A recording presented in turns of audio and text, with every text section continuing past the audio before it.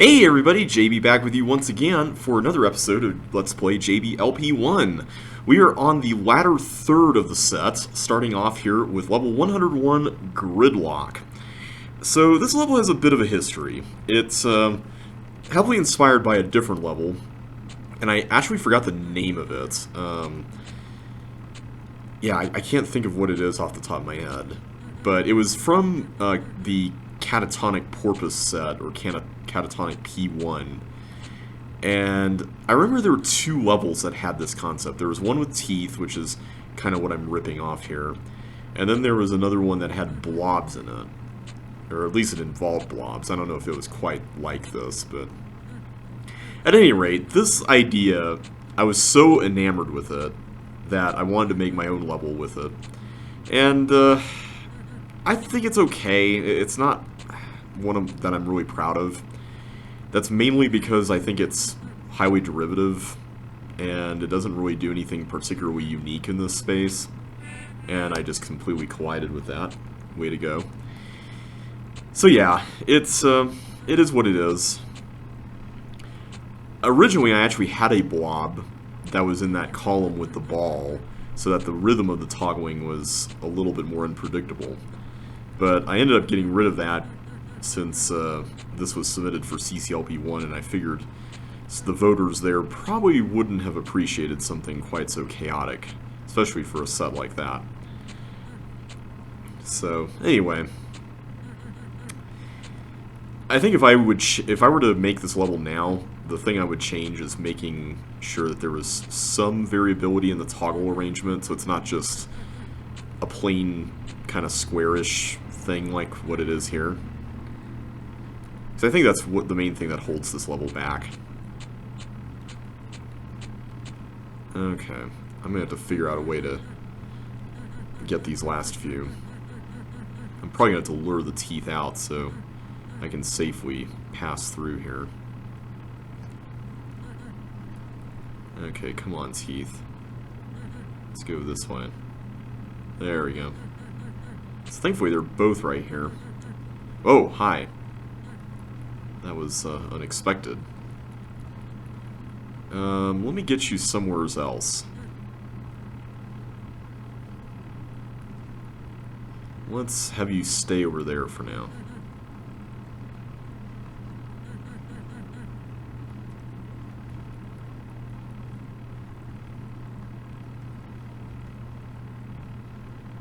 Okay.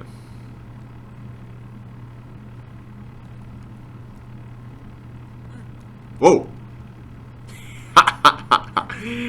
Okay, this is admittedly a little fun. I can't deny it. I think if this were all the level was, like there wasn't any chip collecting, maybe it would be a little more fun. I don't know. Ah! Okay, there we go. So that's Gridlocked, or Gridlock. Which was, incidentally enough, also eventually used as a title for a level that was in CCLP4, I think. It was like in the hundreds. Also like this one. Yeah, it is what it is. Okay, get the ball rolling. So this level, this was one of the newer ones that was added after the 100 level version. Or, was it? It was definitely added after JL1, I know that much. But the premise behind this was that I really wanted to make more wide-open levels for CCLP1, kind of as a nod to the original Chips Challenge game. And this was one of the levels that fit into that category for me. So, what you're supposed to figure out here is that you're supposed to get this ball all the way around this course through the level, hence the title. And there's this glider here, and the big kind of gotcha of this is that the glider needs to stop along the way in a trap right there so that the ball can hit the tank button. So my main issue with this now, and I forget who it was that brought this up originally, but somebody made a really interesting point when this was released, or sometime after this was released, saying that this would be way better if you could have less space between everything. And Admittedly, this was made before I had any concept of scale in levels, so I didn't really do a very good job with that. But I thought that was a very interesting point, because the core puzzle of this could theoretically exist with less space involved. You don't have to have all this open space. In fact, you could say that this actually makes the level more tedious as a result of having it. So I thought that was interesting. So one of the things that that I've asked myself in the wake of that is this level, you know, how scalable is this level when it comes to, you know, the amount that it uses versus how much it actually needs? And is there anything added by expanding it or augmenting the space used, like is what's happening here? And it's really helped me out a lot. So while I'm doing this, I suppose I should mention what I've been up to as far as level design has been going, because it's been a little while since I've recorded episodes for this Let's Play. Okay, so it's going to stop there for now. Okay. So, at the time of this recording, I've made 38 levels for Walls of CC1, and 2 of them, the most recent ones, were levels I entered in the new Create competition on CC Zone, which is all about monochromatic color palettes. So I was really excited when this was announced, because the last time we had a color palette... Really? I forgot that was the end of the line. The last time we had a color palette related competition, and I'm not counting the one that was for the Discord emoji thing, where it's like build a level using only tiles that are used as emojis in the CC Discord. I don't count that as a palette. That's more of a...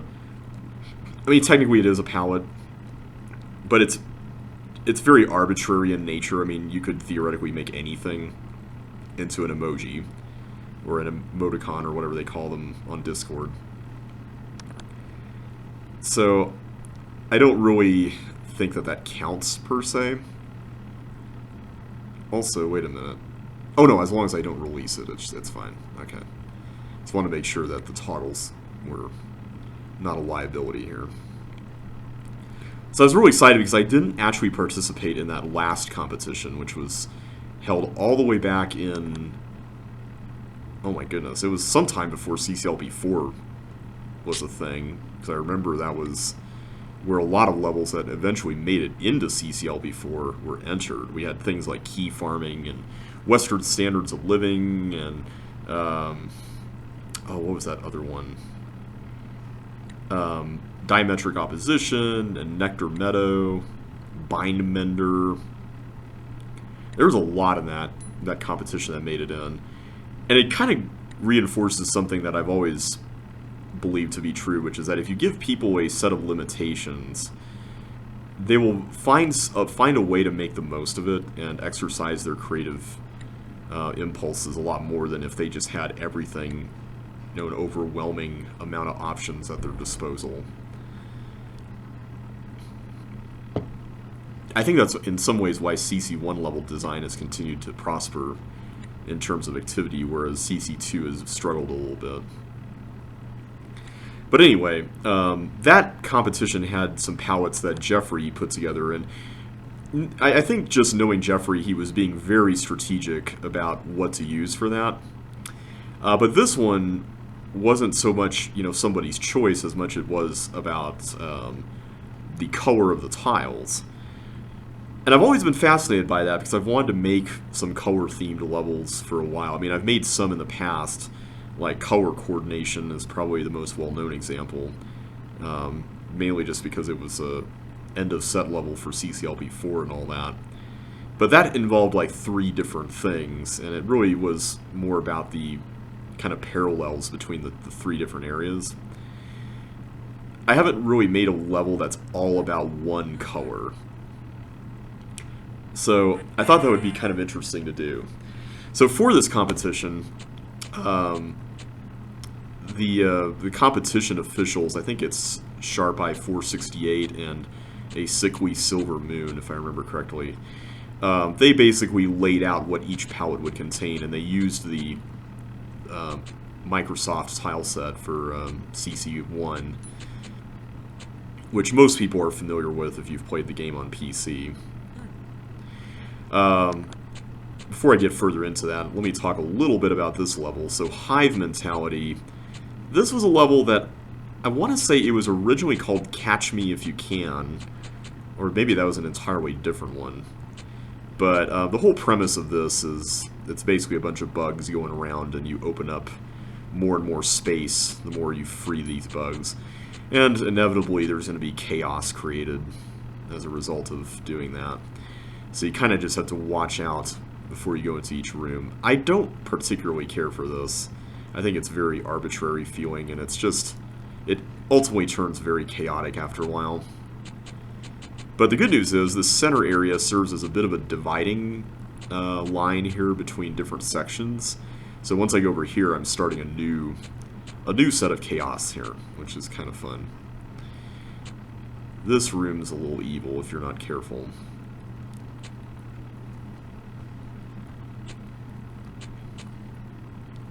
But anyway, the CC1 color palettes were blue, red/yellow, which is considered one, and then green, and then gray. And there was a further rule, or an additional rule that was created saying that if you wanted, you could put Chip, as in Chip McCallahan, not the computer chips. You could put one Chip character, any number of regular walls, and an exit. So I didn't realize just how limiting it was not to have blocks for some of these things, just because blocks are so versatile. You kind of, if you're not careful, you can end up relying on them too much. And so it kind of started a bit of a conversation in our Walls of CC1 group chat about the merits of blockless levels and just how many we had and how many other sets have had in comparison. So I thought that was interesting, because I do think that, especially, as you get into more, advanced level design ideas and stuff like that, blocks tend to be a part of that since they can be leveraged to do a lot of different things. But if you're working with, as I did, the blue tile palette, then you can't use blocks as part of that. You don't really have any blocks. So I had to find some creative ways to make that work, and I kind of like how it ended up turning out, just because I had to think outside the box a little bit to come up with, how do I come up with ways to change the status quo, if you want to call it that, in the level, in terms of the state of certain things and all that, when blocks aren't a part of the picture. So that was an interesting little puzzle to figure out. And I'm not going to say what the level ultimately involved, but I will say, are you serious? Okay, let me get this out of the way. You saw I could not run here because this thing was coming in right as this was coming out. Unless I could have gone up here, which I probably could have. That's frustrating. That's the one thing I'm not a fan of with this level, is that it can get a little too chaotic. Anyway, I'm not going to say what the levels involve, but I will say what templates I used from CC1, since they're going to be revealed eventually. So one of them, the blue level, uses Gold Key, which I thought would be an interesting one to repurpose, since it itself involves blue walls. And then the other one was, interestingly enough, Invincible Champion. Now, what a lot of people probably won't know, unless they, I mention it here, is I actually had the ideas for these levels prior to the competition itself even existing. And so when this was announced, I was like, oh my goodness, I actually can, dovetail this into what I'm already working on. So, the Invincible Champion level I made first, just because it was going to be shorter. And I went with a red and yellow theme for that one. And then the Gold Key level, I went with the blue theme. And it was a lot more epic in scope, and a lot more challenging to build because of that. So, overall, I'm happy with both of them. But I think the one thing that it really kind of forced me to think about was, normally I kind of take for granted what I do have to work with You know, just because I'm constantly thinking about the wall arrangement and all that good stuff. So just having that limitation, I think, just really helped, you know, bring out more creative juices. All right, I'm not going to open that up. That's... Okay, are you guys going to... There we go.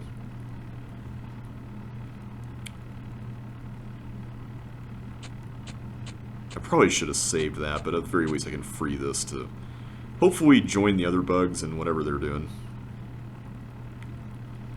Okay, let's go down. I guess I could just do this first. For some reason I thought I got the green key over in the left side, but it's really in the top right.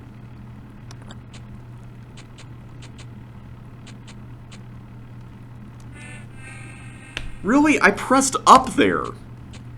Oh my goodness, this level... I'm probably going to be stuck on this level for a while. I'm very bad with monster dodging.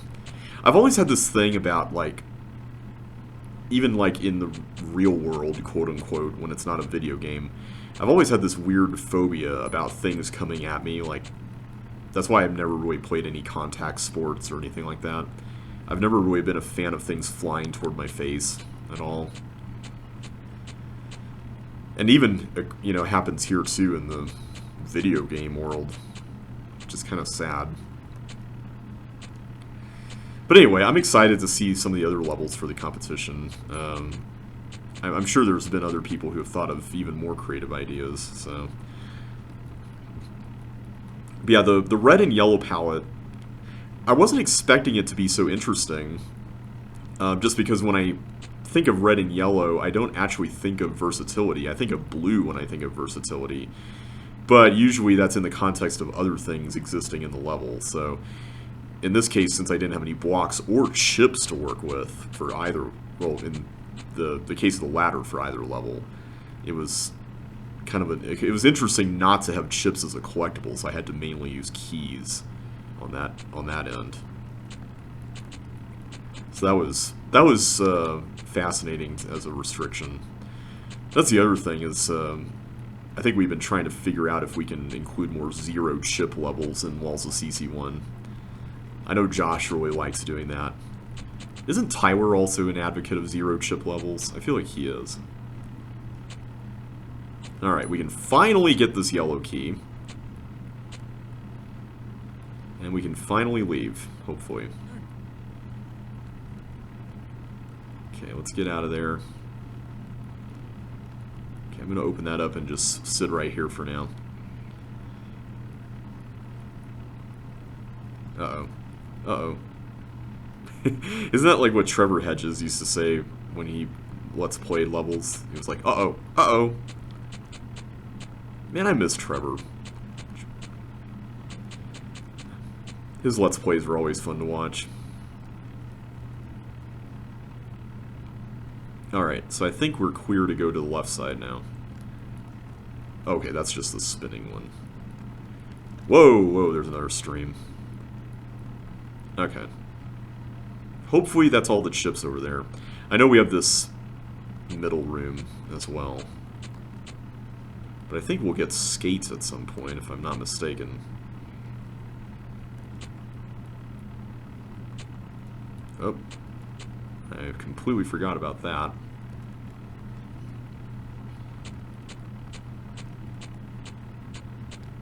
Yeah, there's the skates.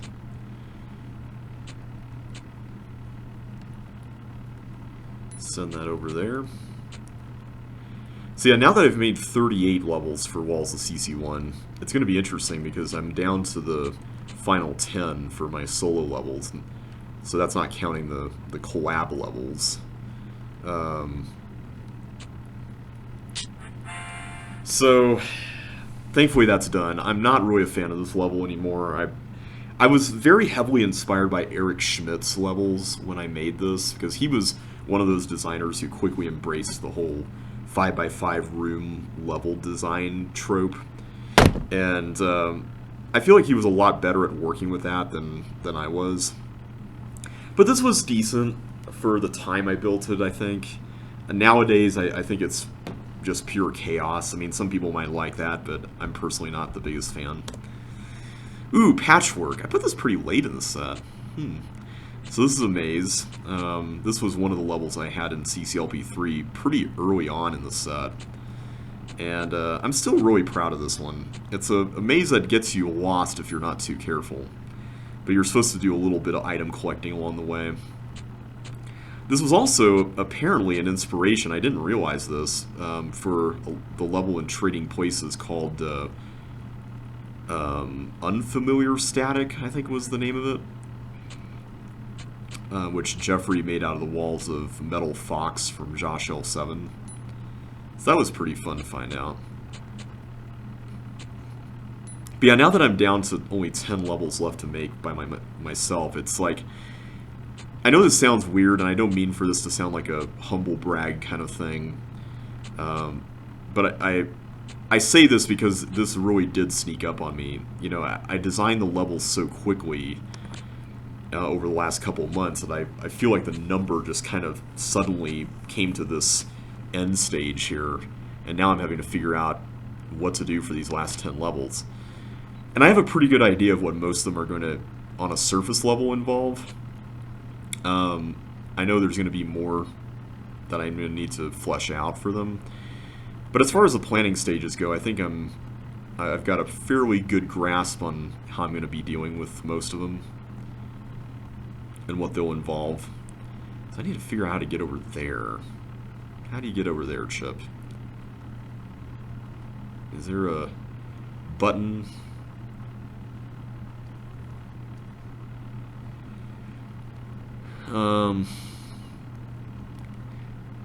See, among them, I really want to make like a really tough dodging level. I want to make a teeth level because I haven't really done that yet. I want to make a Sokoban kind of a level with a bunch of Sokobans that are really tiny but pretty challenging in it. I want to make a level, I don't know if this is going to happen yet, but I really want to make one that involves flicking blocks off of blue walls, because that's always fun. And I want to make a thin wall themed level, kind of like Between the Lines, but with an actual, you know, kind of variety thing going on with different elements and stuff. How do you get down here? Is it here? Oh, it's not that. Unless, no, there's no way to get through there.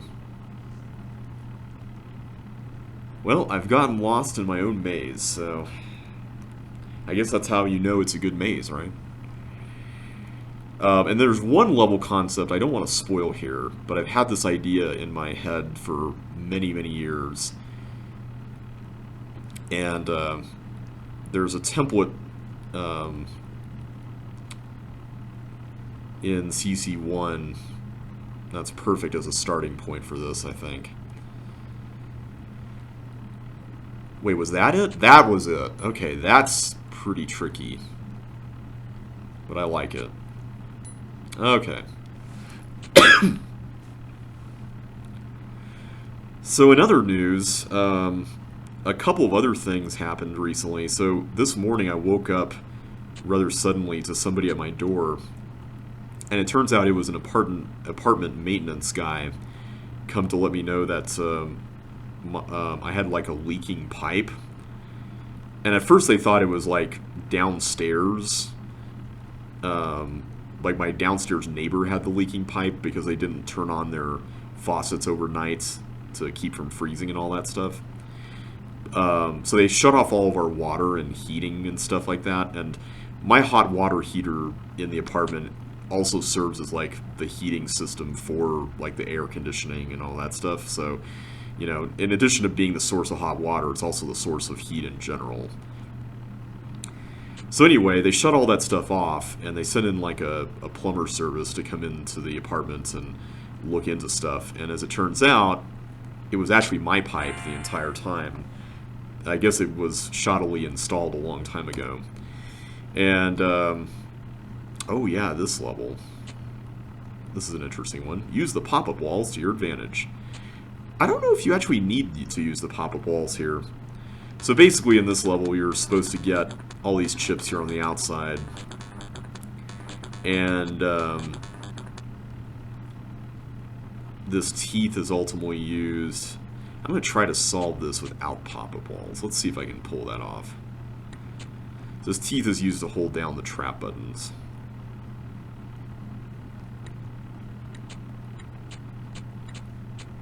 Okay, so far so good.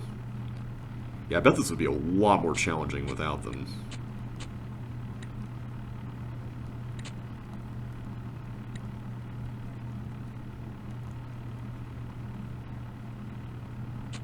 I think it's not that much.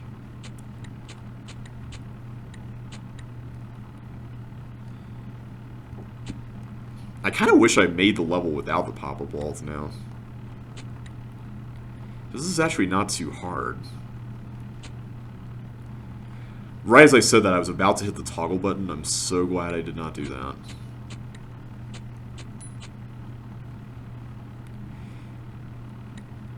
Yeah, what was I saying? I forgot now. I was talking about something.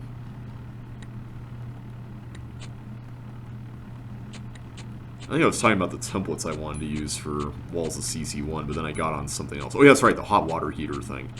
So yeah, the plumbers came in, and they fixed the pipe. It took a while, but because they were like a different service that was hired by the apartment guys did not follow up on anything, and so the hot water heater didn't end up getting turned back on, and so I had to call them back out here just a little while ago to do that. And so now I'm waiting for things to warm up again before I take a shower, because I haven't taken a shower like all day today, which is really frustrating. So hopefully that will happen at some point. So that was Construct a Maze. This level, I like the idea of it, but I feel like it was one of those things that was like more of a proof of concept than something that actually uses the idea well or iterates on it really in an interesting way. I might end up reprising this for a level that I'm currently working on. I'm going to have to think about how to pull that off. Alright, so A Study in Pink, and yes, this is named after the Sherlock episode of the same name. We're going to have to get rid of that annoying ticking noise. So this is my attempt at making a pink ball level, and I think this was one of the post 100 level set version levels. I'm kind of proud of this room right here. I like the way this ends up working out, where you kind of have to dodge these as you're navigating this area. And then this one is also a reference in some ways to, I think it's called Wall Ball from Catatonic P1. Although there was a level in CC2 that was also kind of like that. I think it was just called Dodgeball, if I remember correctly. Wasn't it called Dodgeball? Someone can verify if that's the case. So you're supposed to start this up and then head back this way. I submitted this for CCLP5. Not that I'm expecting this to do super well. I probably won't submit it again afterwards.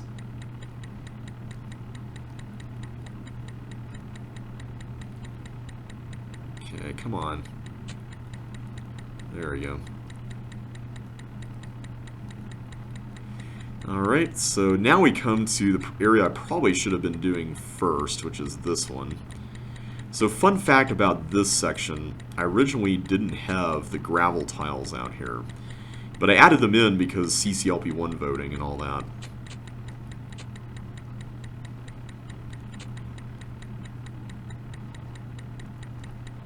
Okay, let me just wait on you. There we go. Alright, so then we come to this area. So the objective of this is you really want to get these clone buttons to stop cloning. And I'm trying to remember how to do this. I think you need to drown one of these, like this.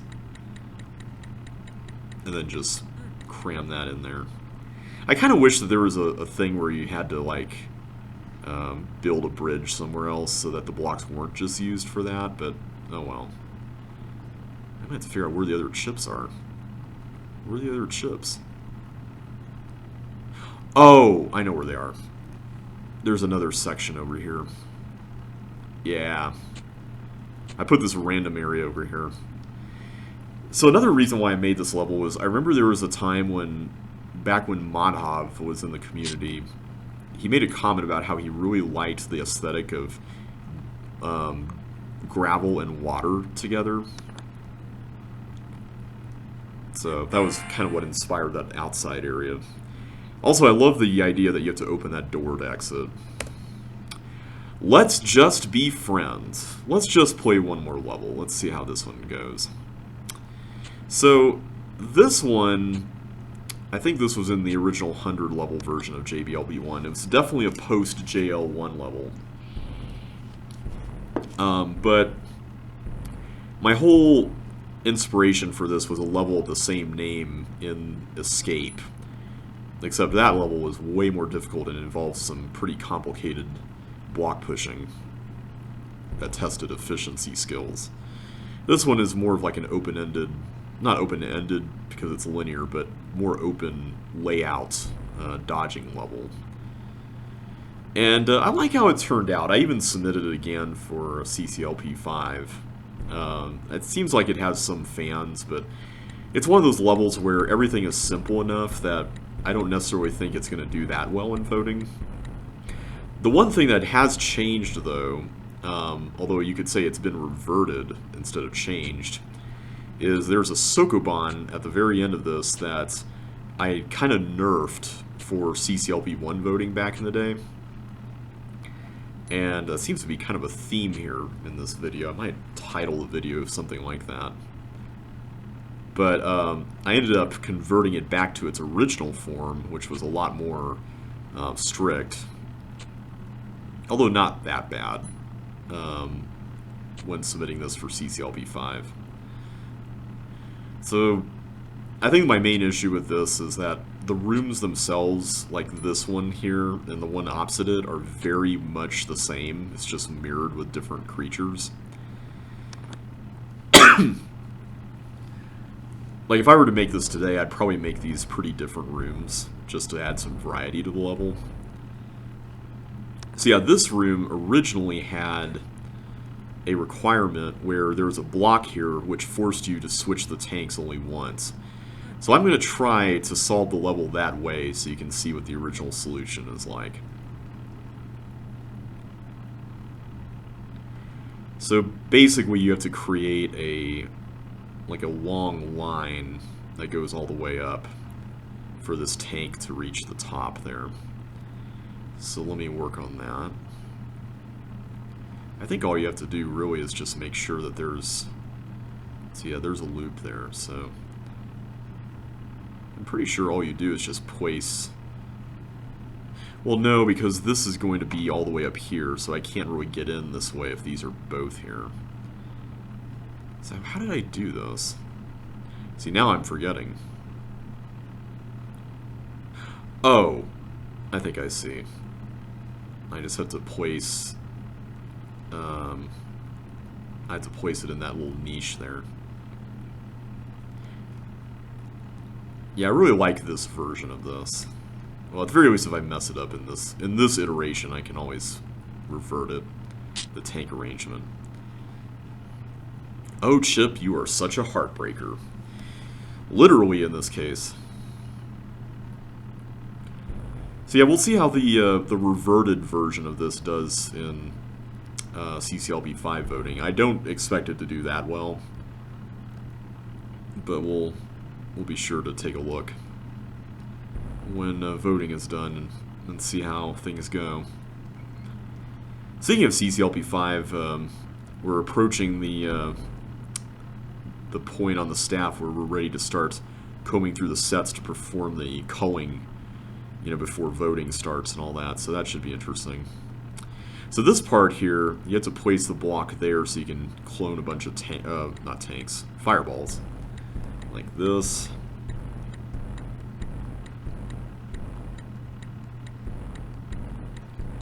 Okay, hopefully that's enough. We'll see how that goes. Looks like I stopped right in the nick of time before collisions started becoming an issue. Ah, too short. Alright, well, we'll do 4. So yeah, really have like any hopes that this will do well in voting, but I still have a soft spot in my heart, no pun intended, for this level. Alright, so that is Let's Just Be Friends. Alright everybody, next time we're going to start things off with Sisyphus, which is, as you might be able to guess from the title if you're familiar with the Greek myth, all about pushing blocks. So, we will do that next time. Thank you all so much for watching, and I will catch you in the next video. So take care, and I will see you then.